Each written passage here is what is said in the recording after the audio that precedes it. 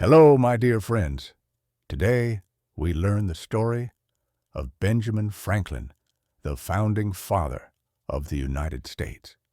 If you've ever felt behind, rejected, or like success is out of reach, Franklin's life is your reminder. It's not where you start, but how you rise that defines you. Long before he became one of the most respected founding fathers of the United States, Benjamin Franklin was just a curious boy born into a large working-class family in Boston in 1706. He was the 15th child out of 17, the son of a candle and soap maker. His world was not one of privilege, and if you had looked at the young Benjamin, you might not have guessed that this boy, whose formal education ended at the age of 10, would one day help shape the birth of a nation.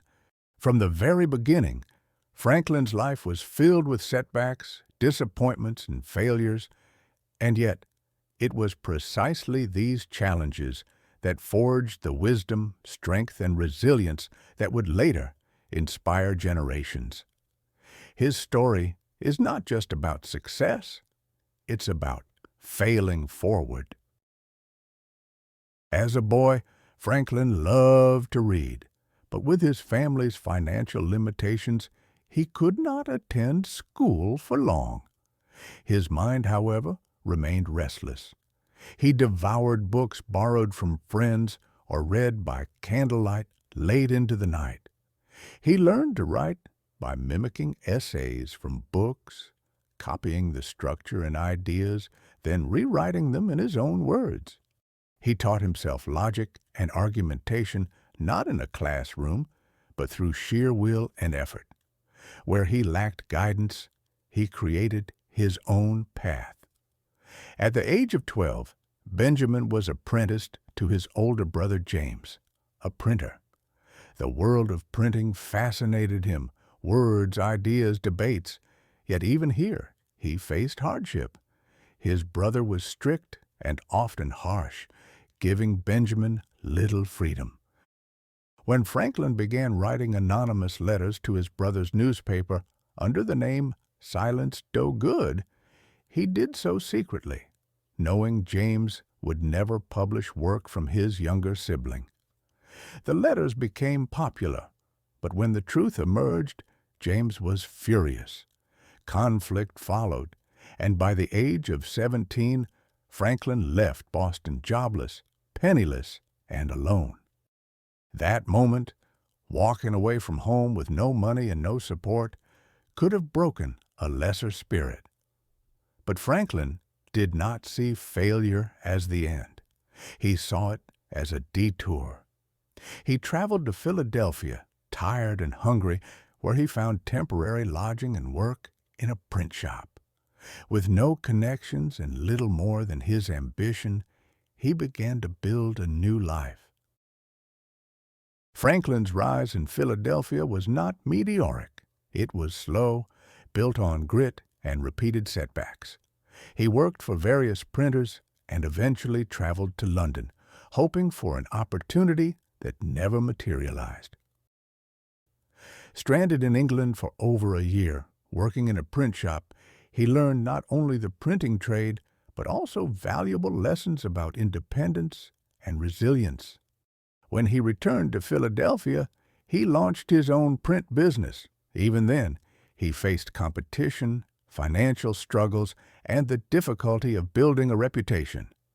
But Franklin was a man of ideas, and he knew that in a world driven by information, knowledge was power. He started the Pennsylvania Gazette, which became one of the most successful newspapers in the colonies. Then came Poor Richard's Almanac, filled with wisdom, wit, and advice, many drawn from Franklin's own hard-earned lessons. Energy and persistence conquer all things, he wrote. He was not just offering advice, he was living it. Franklin's mind never rested. He invented the lightning rod, bifocal glasses, and a more efficient stove. He organized the first lending library and fire department in America. He helped establish the University of Pennsylvania, but behind every achievement lay a trail of failed experiments, wrong turns, and frustrations. He once tried to master swimming and nearly drowned. He attempted to build a musical instrument and failed miserably before finally succeeding. His failures were not final. They were stepping stones. What made Franklin remarkable was his ability to reflect, to learn, and to grow. He kept a personal journal where he outlined 13 virtues, traits like humility, industry, sincerity, and temperance. Each week, he would focus on one virtue, tracking his progress and failures. This practice of self-examination became the compass by which he guided his life.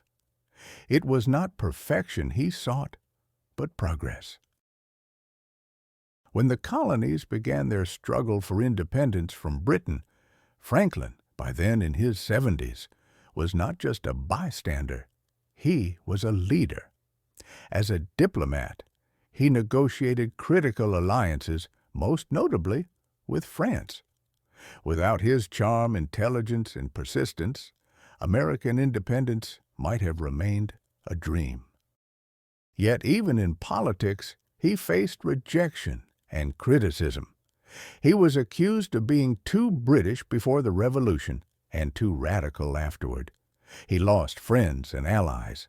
He experienced moments of isolation and despair.